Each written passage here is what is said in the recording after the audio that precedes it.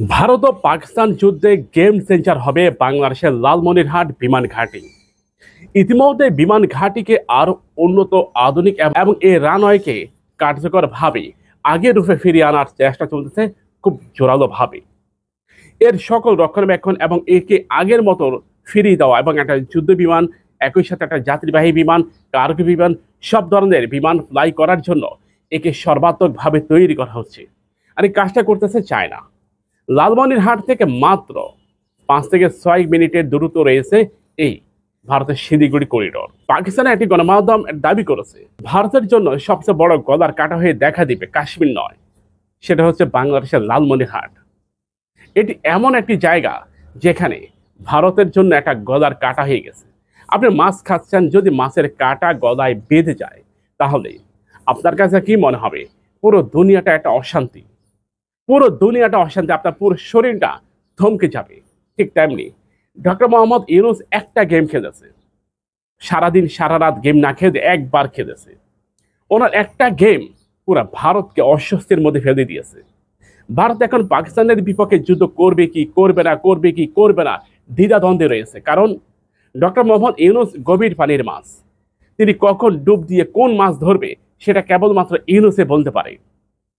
ভারতের প্রতিনিয়ত একটা দ্বিধা, অস্বস্তিকর একটা পরিস্থিতি, শেখ হাসিনাকে ক্ষমতা থেকে বিতাড়িত করা, ভারত এখন নানামুখী চাপে আছে।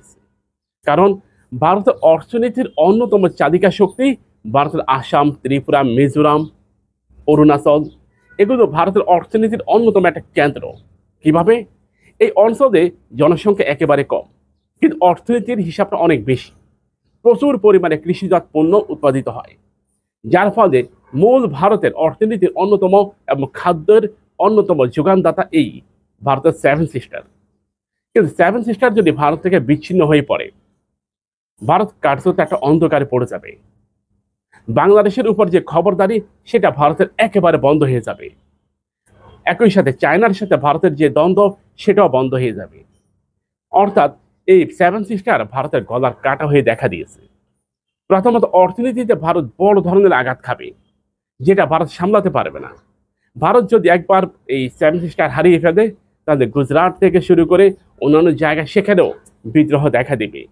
কাশ্মীর, সেখানেও বিদ্রোহ দেখা দেবে। ভারত পারবে এত বিদ্রোহ ঠেকাতে?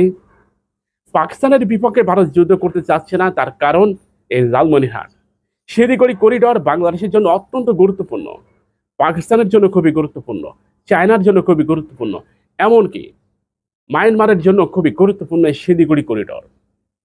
তাই বাংলাদেশকে শিলিগুড়ি দখল করার জন্য হয়তো পুরো দুনিয়া এখানে কাজ করবে, পুরো দুনিয়া কাজ করবে। ভারতকে ভেঙে দেওয়াটা প্রায় মোটামুটি 80% রাষ্ট্রের এখন জোরালো দাবি, ইসরায়েল আমেরিকা ব্যতীত 80% রাষ্ট্রের জোরালো দাবি ভারত ভেঙে দাও। প্রশ্ন হলো, দুইয়ে দুইয়ে 4, হঠাৎ করে এই সংখ্যাটা কিভাবে মিলে গেল?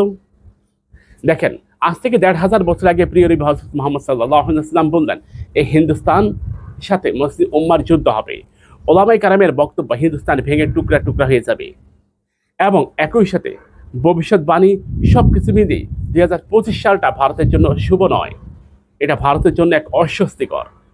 গ্লোবাল ফায়ার পাওয়ার র্যাঙ্কিংয়ে ভারত 4 নম্বর অবস্থানে থাকলেও আমেরিকার স্টেট ডিপার্টমেন্ট থেকে শুরু করে রাশিয়ার উচ্চপদস্থ সামরিক কর্মকর্তা মিখাইল জনসন, তার বক্তব্য ছিল এটাই।